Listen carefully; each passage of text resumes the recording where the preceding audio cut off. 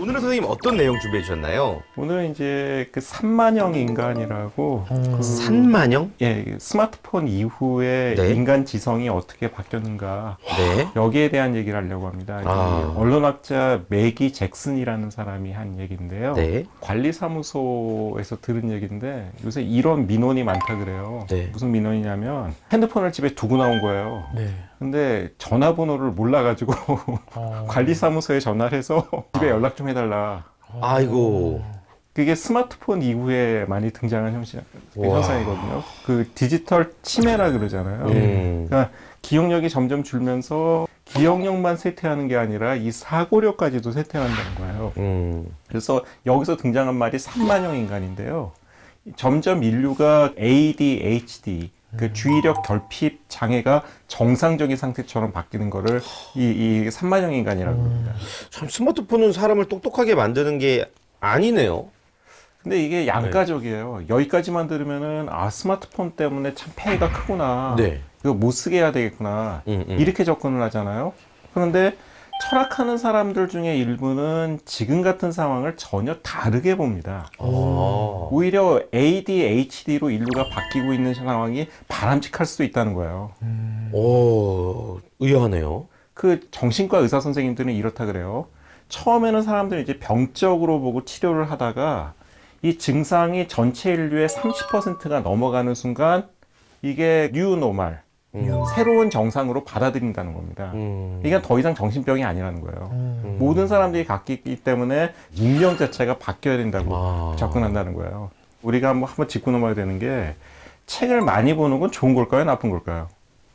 그냥 박사관 저는 좋다고 생각하는데요. 네, 그렇죠. 네. 근데 재밌는 건 뭐냐면은 소크라테스가 2500년 전에 인류를 타락시키는 대표적인 발명포로 본 게 활자예요.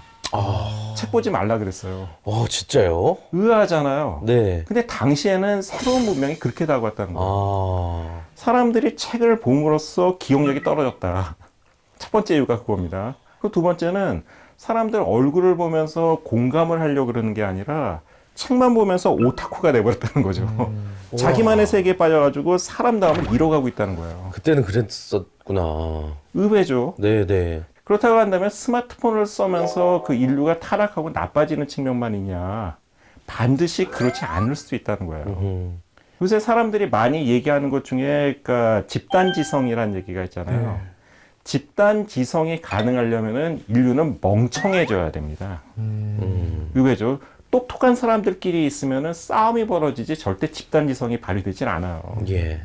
이게 누구 얘기냐면은 철학자 프리드리히 니체 얘기를 제가 약간 번역을 한 건데요. 고대 그리스에는 현대인의 관점에서는 도저히 이해가 안 되는 재밌는 제도가 있었어요.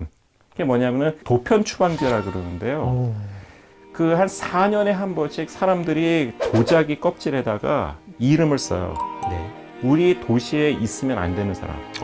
그래서 다수결로 투표를 해가지고 가장 많은 표를 받은 사람이 도시에서 추방이 됩니다. 그리고 거의 10년 넘게 도시로 돌아올 수가 없어요.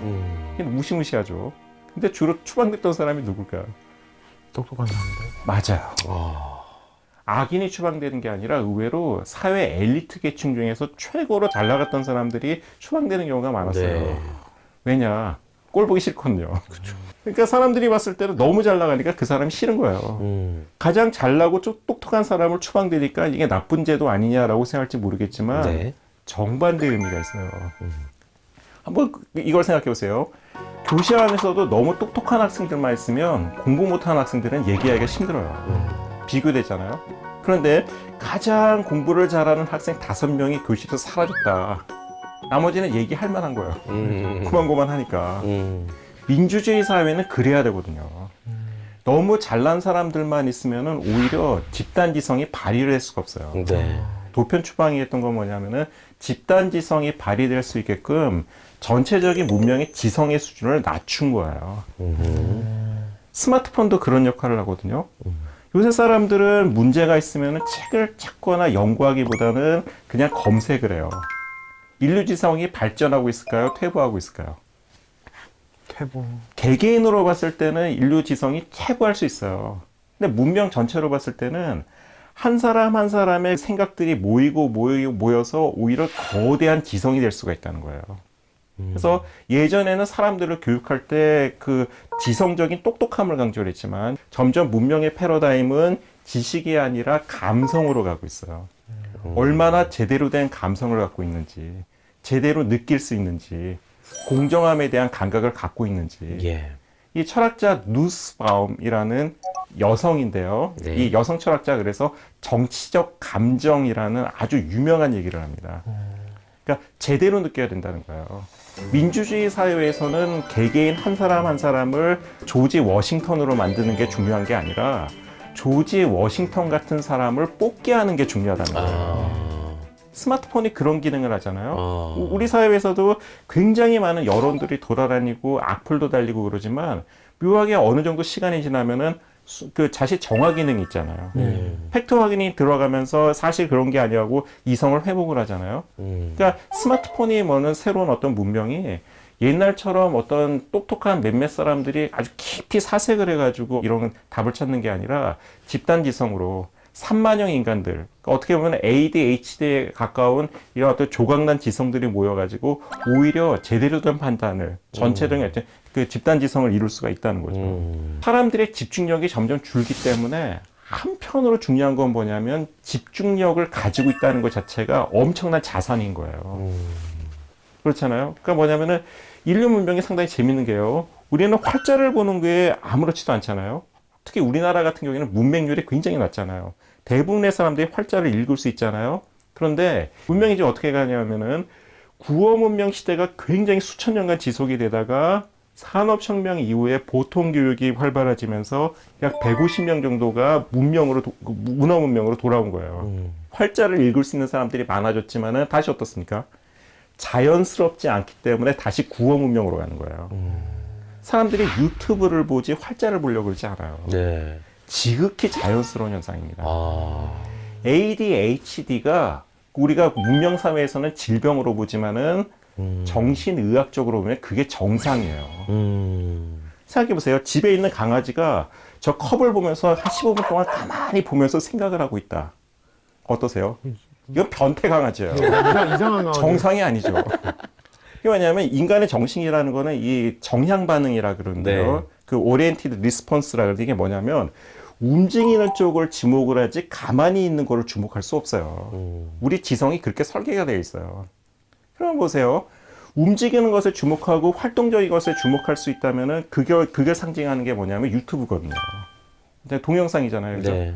거기에 집중하는 게 더 자연스럽기 때문에 가만히 앉아가지고 사색을 한다는 거 굉장히 이상한 거예요. 그런데 재밌는 건 뭐냐면 문명을 기르는 엘리트들이 갖춰야 되는 어떤 대표적인 특징은 뭐냐면은 동태적인 집중력을 깨고 정태적인 것으로 가는 것. 집중할 수 있는 능력이거든요. 한마디로 자기의 지성을 변태로 만들 수 있는 능력이 있는 거예요. 왜냐하면 문명 자체가 자연하고 다르기 때문에. 그래서 이 스마트폰 때문에 생긴 이 3만형 인간이 이중적인 메시지가 있는데요. 네. 하나는 뭐냐면은 스마트폰으로 상징되는 이 어떤 그 3만형 인간들, 집중력이 흐트러지는 거를 자연스럽게 받아들이면서 거기에 문명이 적응해 나가야 되는 게 첫 번째 측면이고요. 두 번째는 그럼에도 불구하고 사회를 이끌어가는 어떤 엘리트가 되려면 점점 드물어지고 있는 집중할 수 있는 능력을 더 길러야 된다는 겁니다.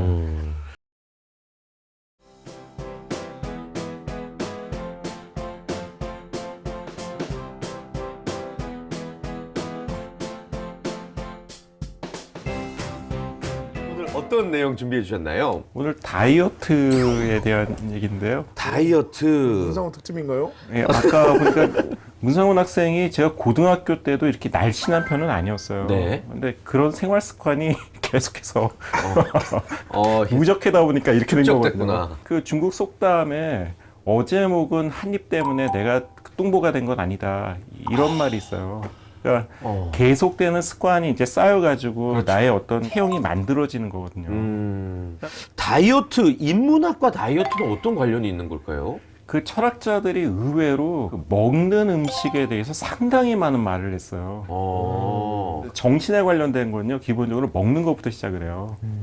그 불교를 생각해 보세요. 굉장히 음식에 대한 금기가 많잖아요. 오, 네. 스님들은 오신채를 먹지 말라 그래요. 오신채. 오신채가 뭐냐면 제가 적어왔는데 마늘, 파, 고추는 없어요. 저기 부추, 달래, 거. 네. 이 5가지가 있어요. 죄송합니다. 이 5가지가 있는데 저기 마늘, 파, 부추, 달래? 큰 거라고 제가 우리나라에는 안 나오는 거. 네. 그러니까 이게 전부 이렇게 마음속에 화와 이게 분노를 일으키는 거라 그래요. 처음에 제가 어렸을 때 이 불교 얘기를 들었을 때는 아 그런가 보다라고 했는데 네. 사실 이게 맞는 얘기예요. 왜냐하면은 술 먹으면은 기분이 풀어지고 업되잖아요. 네. 커피 마시면 심장이 뛰잖아요. 네. 마찬가지로 우리가 점심에 뭘 먹었냐에 따라서 오후의 기분이 달라져요. 지중해 음식이 건강식이라 그래요. 뭐 그리스라든지. 예, 그리스라든지 이태리는 건강식이라 그러지만 가만 생각해 보면 턱도 없는 얘기예요. 예. 이태리 음식 한번 생각해 보세요. 지중해 쪽에 이태리를 얘기하는 거예요. 이태리 음식 중에 대표가 뭡니까? 파스타? 파스타, 피자? 피자. 네. 전부 살찌는 음식이에요. 그렇죠. 근데 재밌는 게 이태리 사람들은 피자를 먹고도 살이 안 쪄요. 파스타를 먹고도 살이 안 쪄요. 네. 심지어 끼니 때마다 포도주를 마셔요. 그런데 전 세계 어디에나 피자 먹으면은 저처럼 이런 몸매를 갖게 되는 거예요. 왜 그럴까요?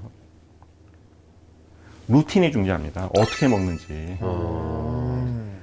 유럽 식당에 가가지고 만약에 우리나라식으로 15분 만에 먹고 나온다. 미국인이라고 욕먹어요. 너희가 그 헛으로 끝나는 그런 음식점. 네네네. 그런 데서는 패스트푸드 음식점이니까 그렇게 먹어도 괜찮지만은 이태리 현지에서는 아무도 그렇게 안 먹어요. 긴 시간 동안 그렇죠. 대화하고. 대화하면서 술을 깰 정도의 시간 동안 소량을 오래 마시는 거예요. 살이 찔 수가 없죠. 피자 칼로리가 1000칼로리가 넘는다 그래도 간식 안 먹잖아요. 간식 먹을 틈이 없어요, 얘기하느라고. 그죠? 심지어 라면도 제대로 먹으면 살이 안 쪄요. 근데 라면을 어떻게 먹죠? 리추얼이 없어요. 집에 와서 편한 옷을 갈아입은 다음에 허지를 앉아가지고 TV 보면서 푸르륵 먹어요. 엄청 급하게 먹죠. 급하게 배고파서. 먹죠. 네. 리추얼이 없어요. 그러니까 살이 찌죠. 리추얼이 뭐? 리추얼이면 음식 먹는 의식. 어떤 음식을 먹든지 간에 리추얼만 지켜도 살은 안 쪄요. 그 문화의 코드를 지키면 되는 거예요. 철학자들이 얘기하는 건 뭐냐면 짐승처럼 먹지 말고 인간처럼 먹으라는 거예요. 옛날에 양반들이 그 매너를 중시했던 이유가 다 그런 데 있는 거예요. 건강을 지키기 위해서는 그냥 먹는 게 아니라 문명에 정해진 루틴대로 습속대로 먹으라는 거예요. 혼자 밥 먹을 때는 어떻게 먹어야 그래도 그 절차를 좀 스스로 만들어서 할 수 있을까요? 시간을 지켜야 되나? 그러니까 저런 질문이면 탁월한 질문이에요. 한 방 나왔다. 그렇죠. 야. 뭐야 한 방이다. 오늘 한 방 했다. 야. 현대인들이 먹는 음식은 성인을 위한 이유식이라고 생각하면 딱 맞아요. 이유식이 뭡니까? 냄새 좋죠. 한 입에 삼킬 수 있죠. 달콤하죠. 입안에 스르르 사라져요. 머리로 통제할 수 있을 만한 그 시간 텀을 주지 않습니다. 네. 입에 넣고 몇 번 씹지 않아도 그냥 달콤하게 쓱 넘어가요. 다음 거, 다음 거, 다음 거 이렇게 하거든요. 철학자들이 얘기하는 건 뭐냐면 먹으면서도 생각하라는 거예요. 우리가 템플 스테이 같은 데 들어가잖아요. 절에 들어가가지고 우리가 수양을 하면 항상 강조하는 게 뭐냐면은 먹을 때는 먹기만 하십시오. 기독교도 마찬가지입니다. 수도사들이 생활하는 공간에서는 먹으면서 다른 거 안 해요. 먹으면서 심지어 대화도 안 합니다. 그냥 먹기만 해요. 왜냐? 생각하라는 거예요. 먹으면서. 생각하면서 먹을 때는 과식을 안 해요. 이게 나한테 무슨 도움이 되는가? 이게 들어갔을 때 나한테 어떤 영향이 주는가? 음식의 맛을 하나하나 느끼면서 내 영혼으로 화하는 과정을 생각해 보라는 거예요. 되게 반성하게 된다. 그 아리스토텔레스라는 철학자가 한 마리 제비가 왔다 그래서 보문한 게 아니다. 유명한 얘기죠. 습관과 프로네시스라 그러는데 프로네시스는 습관을 만드는 지혜를 얘기를 해요. 돌을 굴릴 때 처음에 내리막까지 미는 힘이 굉장히 힘들잖아요. 한번 굴러가기 시작하면 그냥 쉽게 굴러가요. 근데 처음에 그 굴러가는 데까지의 과정을 만드는 게 굉장히 어려운 일이잖아요. 근데 그걸 쉽게 만드는 방법이 알렉산더 다이어트 방법이에요. 예. 알렉산더한테는 요리사가 없었어요. 왕인데도. 맛있는 음식을 먹어야 되는데 왕께서는 어떻게 하실 겁니까? 라고 했더니 알렉산더 쿨하게 이래요. 간단하다. 굶을 수 있을 때까지 굶어라. 그럼 뭘 먹어도 맛있다는 거예요. 세상에서 제일 맛있는 맥주가 뭔지 알아? 지금 우리가 이제 막 퇴근을 한다 쳐. 근데 말 많이 했으니까 물 마시게 되잖아. 그 물을 참어. 그냥 참고 운전하면서 집에 가. 목이 너무 말로 잠깐 편의점 들리고 싶어. 아 참어 그냥. 계속 그냥 막 차 막혀 2시간 막혀. 참어. 주차 딱 해. 현관 딱 들어가. 냉장고 달려가서 마시다? 아니야. 참어. 샤워까지 다 해. 모든 준비를 다 끝내. 미칠 것 같아. 그때 맥주캔 탁 꺼내서 와, 그게 제일 맛있어. 그걸 전문 용어로 욕구 지연성이라 그러죠. 욕구 지연성. 욕구를 참을 수 있는 능력. 이게 고등 지성을 가진 사람의 전형적인 특징이에요. 와우. 참을 줄 알아요. 눈앞의 쾌락을 바로 느끼는 게 아니라 최대한 지연시킬 수 있는 능력이에요. 그러니까 뭐냐면 다음에 내가 큰 목표를 위해서 최대한 참고 노력을 하다가 한 번에 터뜨리는 거죠. 다이어트를 한다는 건 뭐냐면은 한마디로 얘기한다면은 그 자기 수양의 방법이거든요. 네. 몸매를 가꾸고 내가 멋있게 만들겠다고 하는 게 아니라 나를 갖고 가는 과정인 거예요. 양분을 주듯이 생각하면서 먹어라. 다이어트 기법은 간단합니다. 그러니까 뭐냐면 먹을 때도 끊임없이 생각하라는 거예요. 그러니까 철학적 사고라는 게 그렇거든요. 생각 없이 하는 게 아니라 행동을 한 다음에 무슨 결과가 있는지를 되새겨보라는 거예요. 다이어트도 마찬가지로 지금은 과학 문명에 발달해서 칼로리 같은 거 다 볼 수 있잖아요. 네. 확인할 수 있잖아요. 먹기 전에 생각하고 먹으면서 생각하고 먹은 후에 또 생각하라는 거예요. 욕구 지연성이라는 게 항상 옳은 경우가 많은 삶의 태도인가요? 굉장히 탁월한 질문인데요. 야. 맞아요. 욕망을 충족시키지 못했을 때는 그게 어디론가 터지게 되어 있어요. 당연하잖아요. 그죠? 등 따시고 배부를 때는 누구나 사람 좋지만 춥고 배고플 때는 다 사람 이상하거든요. 배고픈 상태에서는 내 안의 짐승이 나를 있는 대로 괴롭혀요. 그렇죠. 어떻게 해야 될까요? 그래도 한 번 더. 강아지 다루듯이. 못 참겠다. 먹어야죠. 실수를 반복하지 않으면 괜찮습니다. 이것도 아리스토텔레스 얘기예요. 누구나 제어할 수 없는 짐승의 상태가 있어요. 반성하고 나아지면 돼요. 이게 대한민국 사회에서도 주는 시사점인데 뭐냐면 우리 사회는 아직 관용이 자리 잡지 못했어요. 정의는 자리 잡고 있는 것 같아요. 지금은 옳고 그름에서 잘못된 거를 응징하는 문화는 확실하게 자리 잡고 있지만 누구나 실수를 할 수 있다는 거에 대한 용의는 아직까지 가지 못한 것 같아요. 다이어트도 똑같은 거거든요. 어떤 사람이든지 간에 다이어트 성공을 위해서 1년 365일을 성공한 사람은 없어요. 10번 시도해서 3번만 성공해도 내 몸은 바뀌는 거거든요.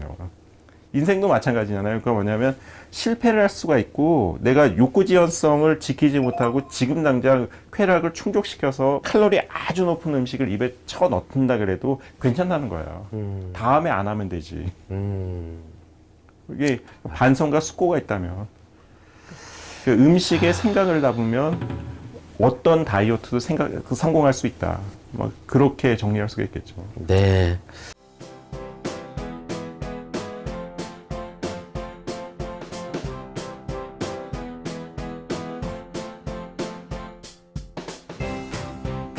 오늘의 주제 여쭙겠습니다. 프리 이코노미라고 프리 하는데요. 이코노미. 공짜 경제. 오. 인터넷 사회에서 살아남는 법. 구체적으로 얘기한다면 이제 문상훈 군이 하는 유튜브 같은 경우 어떻게 해야 이게 좀 많이 오래 살아남을 수 있고 크게 붐업시킬 수 있을까 여기에 대한 얘기거든요. 진짜 잘 들어야 되겠다. 네. 둘 다. 네. 그 제 설명이 두 파트로 나눠지는데 첫 번째 이제 경제학적 설명, 두 번째 철학적 설명인데요. 첫 번째 파트는 경제학적 얘기는 사실은 많이 알려져 있는 거예요. 공짜 경제가 인류 역사상 굉장히 희한한 모습이에요. 네. 우리가 뭔가 이제 물건을 사거나 서비스를 얻었으면 대가를 지불해야 되는데 네. 인터넷에서는 모든 게 공짜인 게 당연해요. 네. 대가를 지불하는 게 이상해요. 맞아요. 그런데 누군가는 다 이익을 얻어요. 네. 이상하잖아요.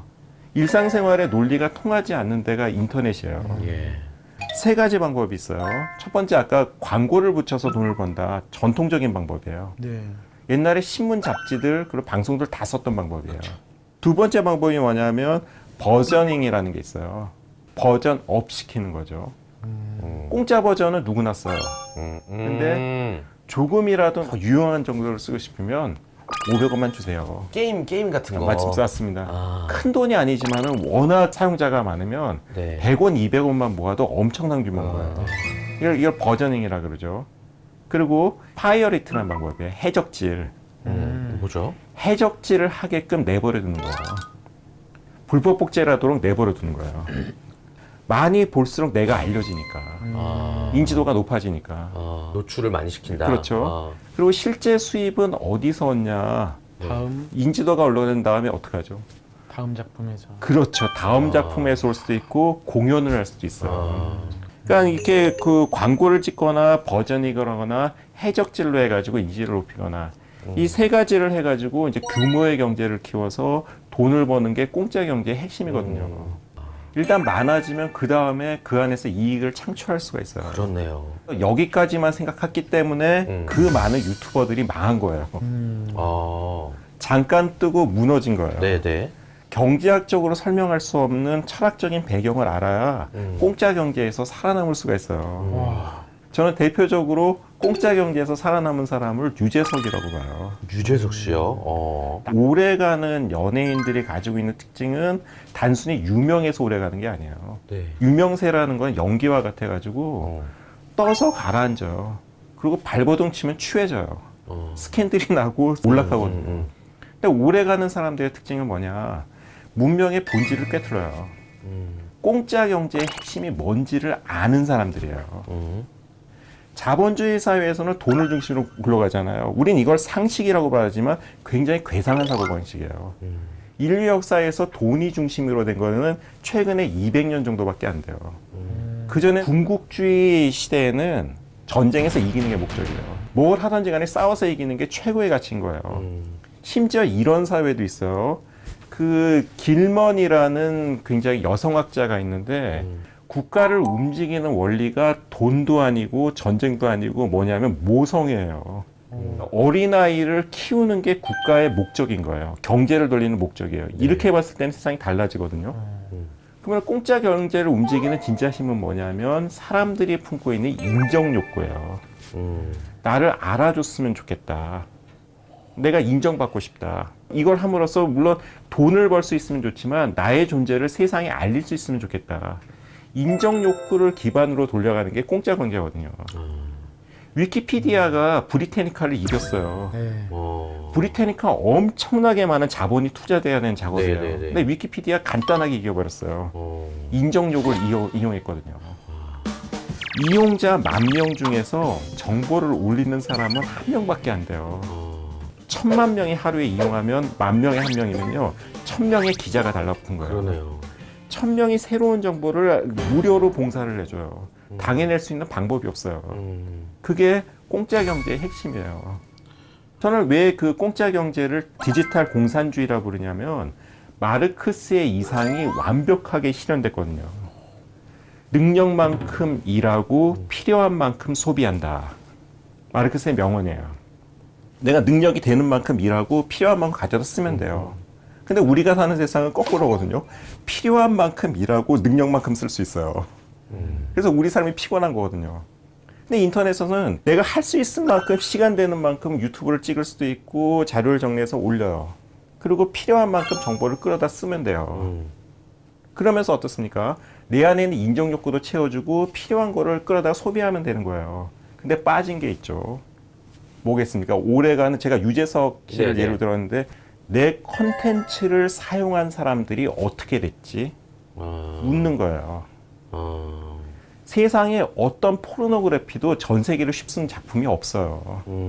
그 아무리 자극적인 영상도 전 세계에서 유행을 수십 년씩 끌어가는 게 없어요. 네. 아예 어떤 콘텐츠를 바라본 사람들이 긍정적인 변화를 일으켰냐, 이게 핵심이에요. 이 콘텐츠를 보는 사람들이 긍정적인 영향을 받아서 인정 욕구가 키워졌을 때 내 콘텐츠도 살아남는 구조인 거예요.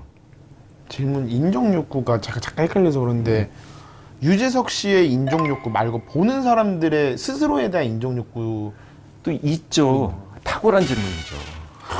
꿰뚫었죠, 그죠?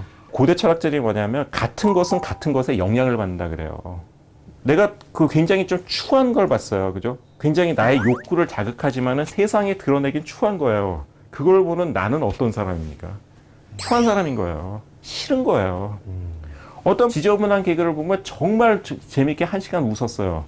그 다음에 사람들 앞에서 그걸 자랑하냐. 아주 친한 사람들은 얘기하지만은 광고하지 않아요. 조용한 골방에서 혼자 봐요. 성공할 리가 없죠. 그런데 도덕적인 핵심을 가지고 있는 것들은 자랑해요. 난 이런 걸 보고 웃을 수 있는 사람이고 유재석과 나는 같은 과야. 나는 저런 도덕적인 삶을 사는 사람이야. 투영하는 거죠. 투영하죠. 같이 웃으면서 같이 사는 거예요. 그러니까 공짜 경제에서 핵심을 돈으로 봤을 때는 답이 없어요. 네. 공짜 경제에서 핵심은 뜨는 게 아니라 나는 거거든요. 뜨는 거에만 집중하면 뜨고 추락하다가 나중에 되면 추한 아주 민낯만 남는 거거든요. 그래서 공짜 경제에서 살아남는 있는 가장 핵심적인 거는 역설적으로 도덕성이다. 사회과학하는 사람들하고 차이가 있는 게 사회과학하는 사람들은 현실을 관찰하지만 철학하는 사람들은 내면을 봐요. 무엇이 변하지 않는 가치인가. 새로운 해안을 얻을 수가 있는 거예요. 2500년의 문명의 역사에서 절대 변하지 않는 게 있어요. 앞으로도 안 바뀔 거예요. 거기에서 해안을 얻거든요. 훌륭한 작품들을 보면은 어느 작품이나 핵심적인 테마는 똑같아요. 최근에 동영된 그 부부에 대한 그 막장 드라마 있잖아요. 그죠? 굉장히 많은 인기를 끌었죠. 네네. 그거하고 셰익스피어의 작품의 어떤 주제의식은 똑같은 거예요. 근본에 충실해라. 주제의식은 똑같은데 변형만 있었을 뿐이에요. 그렇죠. 근데 그 주제의식을 잃고 표면적인 것만 이렇게 주의를 했을 때는 뭐냐면은 음식 재료 맛을 잊어버리고 설탕으로 승부를 내는 거랑 똑같아요. 이길 수가 없죠. 깊은 맛을 내는 노포를 어떻게 설탕으로 이기겠어요. 그 에릭 클랩튼 알지? 네네. 에릭 클랩튼이 뭐 유명한 기타 연주가기도 하고 뭐 가수기도 하잖아요. 근데 에릭 클랩튼이 나이가 60이 넘었지만 전 세계 공연을 다닐 때 정말 젊고 잘 치는 기타리스트를 데리고 다닌대요, 항상. 그 시대에 맞는 애들을. 그 딱 둘이 무대 위에 올라서 기타를 친대. 그러면 그 20대 세계 최고의 테크니션으로 불리는 기타 엄청 잘 친대. 그럼 사람들이 막 박수치고 환호도 한대. 근데 에릭 클랩튼은 테크니션으로 따질 때 그들만큼 못 치지만 딱 치는 순간 사람들이 박수도 못 친다는 거야. 감동을 한다는 거지. 그러니까 그 말씀하신 것처럼 자극적이고 이런 현란한 주법 이런 것보다 본질이 진짜 정말 사람들의 마음을 움직이고 중요한 것 같아요. 맞아요. 네. 그게 핵심이에요.